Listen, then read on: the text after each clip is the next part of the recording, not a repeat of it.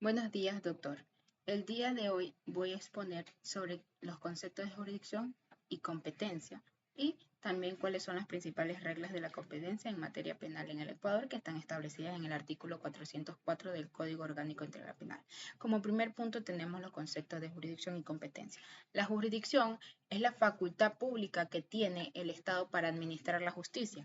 Esta facultad también comprende ejecutar lo resuelto por los jueces, incluso utilizando la fuerza pública cuando sea necesario para hacer cumplir la sentencia.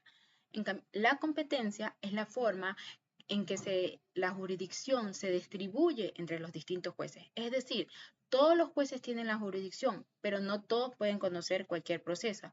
¿Por qué? Porque cada uno tiene competencias específicas que están establecidas por la ley. La competencia se divide en 4 criterios, que es por territorio, por persona, por materia o por grado. Por territorio es el que determina el lugar donde se debe conocer el juez y por persona cuando intervienen las autoridades que gozan de fuero y por materia que según trate de delitos o contravenciones y por grado es dependiendo de la instancia o del recurso que corresponda a conocer. Como segundo punto, voy a exponer las reglas de la competencia según el artículo 404 del COIT y voy a explicarlas con unos ejemplos prácticos. Como primera regla tenemos que dice, existe competencia cuando las infracciones se cometen dentro de la circunscripción territorial donde el juez ejerce sus funciones. Por ejemplo, si un robo ocurre en Cuenca, el juez competente será el juez penal de Cuenca. Como segunda regla, cuando el delito inicia en un lugar y se consume en otro, será competente el juez del lugar donde se consumó. Ya, por ejemplo, una estafa comienza mediante llamadas telefónicas desde Ambato, pero el dinero es recibido en Guayaquil, el juez competente será el de Guayaquil.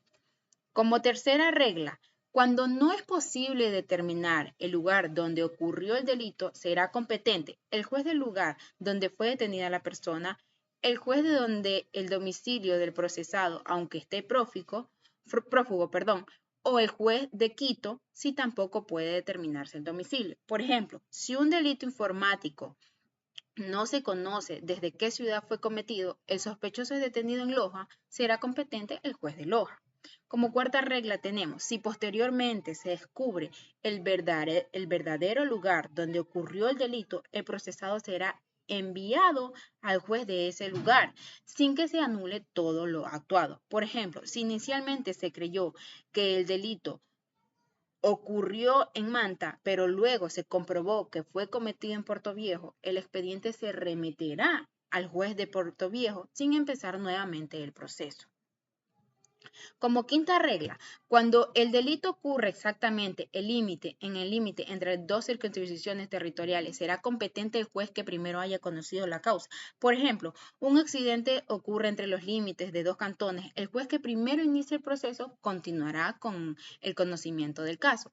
Como sexta regla tenemos, si el delito fue cometido en el extranjero y la persona es juzgada en Ecuador, será competente el juez del lugar donde fue detenida o un juez de la ciudad de Quito. Por ejemplo, si un ecuatoriano comete un delito en Colombia y posteriormente es detenido en Ibarra, el proceso podrá ser conocido por un juez de Ibarra.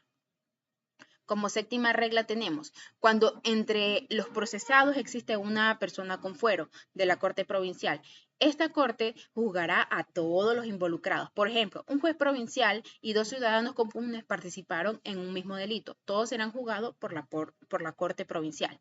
Como octava regla tenemos, si alguno de los procesados tiene fuero de Corte Nacional, será la Corte Nacional la competente para juzgar a todos. Por ejemplo, un ministro del Estado y varios particulares son investigados por un delito de corrupción.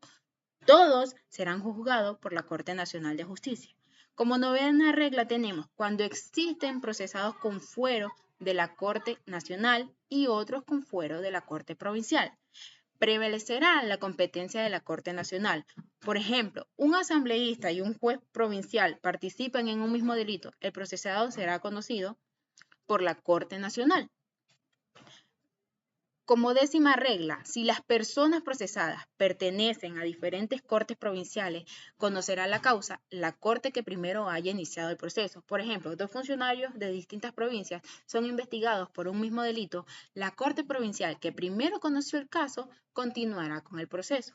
Y la 11ª regla dice que en los delitos de violencia contra la mujer o miembros del núcleo familiar no se reconoce ningún fuero. Por ejemplo, si un prefecto es denunciado por violencia intrafamiliar, no será juzgado por un fuero, sino por un juez especializado en violencia contra la mujer y miembros del núcleo familiar. Muchas gracias.